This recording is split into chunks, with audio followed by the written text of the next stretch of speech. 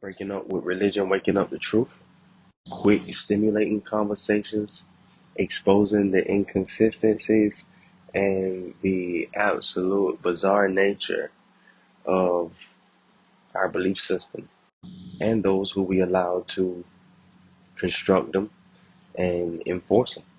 It's absolutely insane because we will hard down argue over secondhand information that we believe to be true because we were told it by someone who we believe to be honest.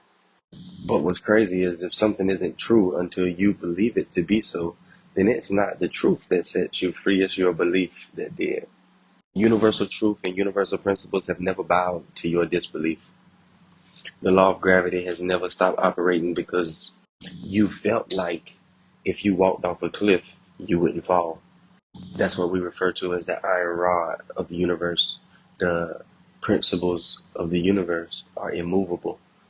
They never disintegrate, they never degrade, they never lower or raise themselves. They are. The universe is, and the laws that operate and govern it are. Period. So it would make more sense to take a studious approach to learning self and learning the environment that self came from and the environment that self finds itself in now.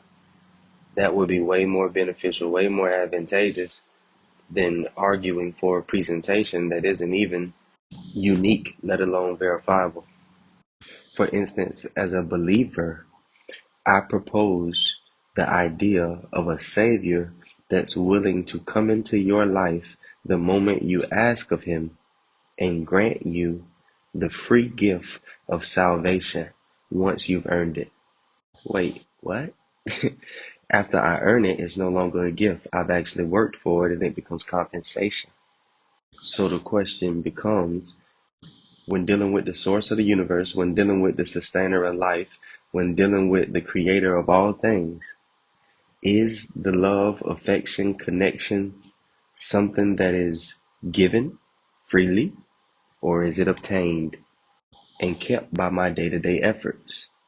And these questions aren't the type of questions that you can settle for answering verbally. You can't ask yourself this question and then allow your ego to formulate a narrative for you to grab hold to and hold tightly and use to justify your actions where you are. You have to ask yourself honestly, assess honestly where you are and how you've been operating, and from there, make an adjustment in aligning with truth and apply truth and deposit and apply truth daily. There's no way around it. There's no shortcuts. That's the thing about being human. That's the thing about growing up in grade school.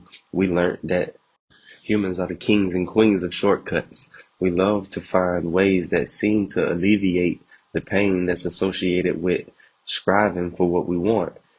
So we trick ourselves into finding routes of achievement that seem to leave out the spaces of discomfort that we run from.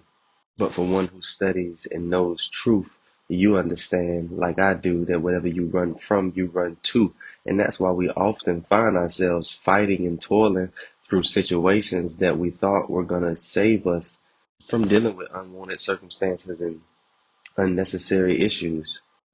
Our concept of giving and gifts is flawed even on a person to person level. Look at the concept of Christmas. A child is under the impression that Santa Claus is watching nonstop, day and night, to see if he's been good or he's been naughty.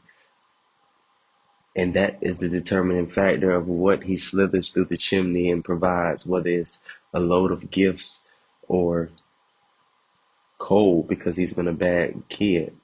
But either way, he takes your cookies. It sounds childish, it sounds facetious, but it's the same thing we do with the concept of God that we've been given through religion. If I do good, then I'll be blessed. If I do evil, then I'm forever damned to hell. And God removes his protection from me and allows me to become not only a tool for Satan, but a target for Satan as well. And this is why my response to why I do not practice religion and why I will never be found inside of structured religion again. And it's because I know God too well to allow someone to tell me that he's such a monster.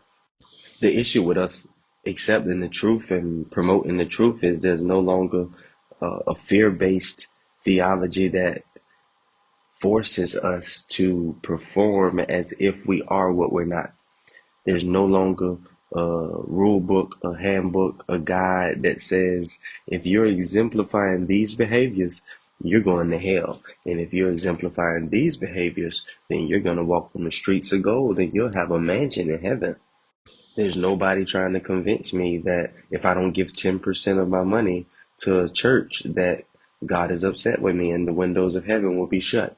There's no one trying to convince me that if I'm not going to church every Sunday, I've forsaken the assembly of believers and God is upset with me and I'm no longer safe outside of the realm of protection of those who think like I do.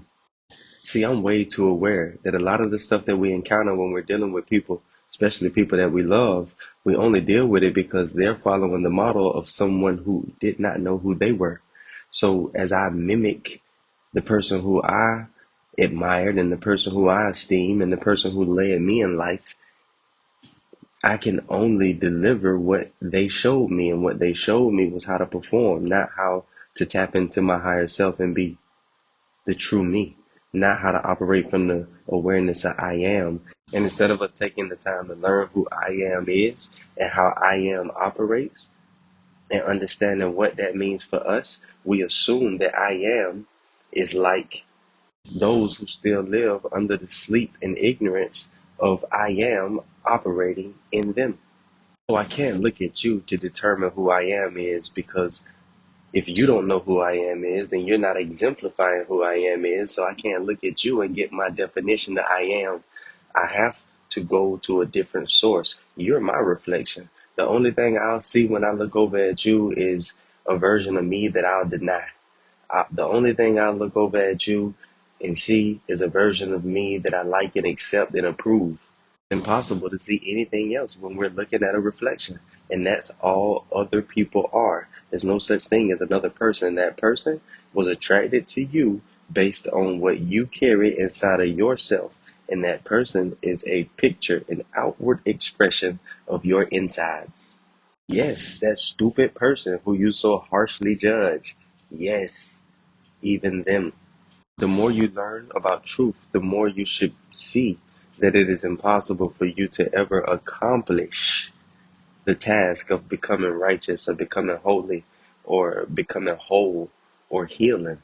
You have to understand that left in your hands is where the creation was marred. Left in your hands is where things got chaotic. Left in your hands and your devices, following your thoughts and your ideas that you so highly esteem, is where you lost track of yourself, is where you not only forgot who you were, but forgot where you came from.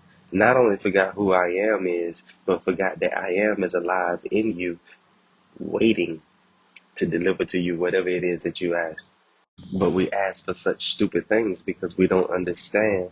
But because we've traded the awareness of truth for the practice of religion, we were taught that we are only asking when we're on our knees or our hands are clasped or we're eyes closed tight and speaking internally or externally to someone who is elsewhere.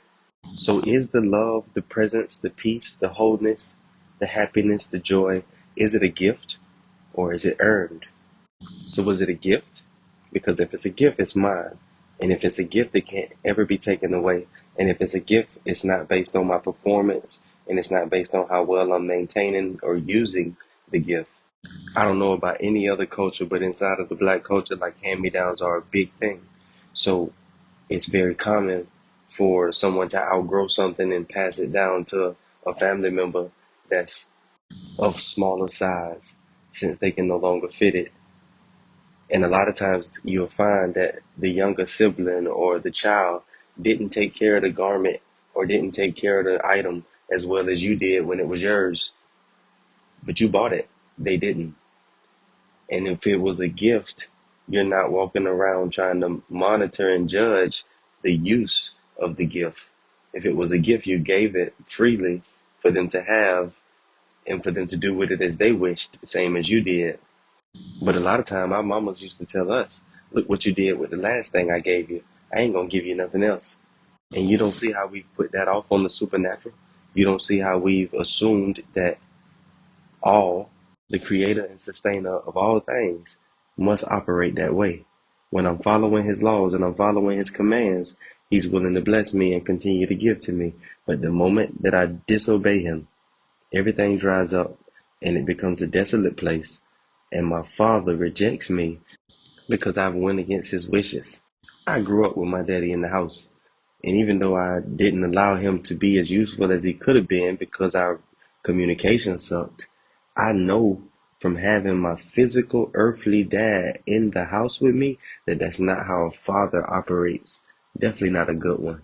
Because I didn't listen to much of anything that anybody said when I was a kid. But my father never rejected me. He never stopped me at the door and told me I couldn't ever come back and I was forever left outside of his kingdom.